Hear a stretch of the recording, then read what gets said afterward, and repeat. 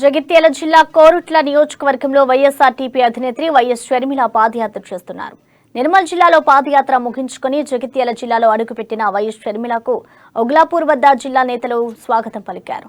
మల్లాపూర్ మండల పరిధిలోని ఓబులాపూర్, సంగేం, రామరాజుపల్లి, దామరాజుపల్లి, మల్లాపూర్, కుస్తాపూర్, సిర్పూర్, రాఘవపేట గ్రామాల మీదుగా ఇవాళ పాదయాత్ర చేయనున్నారు.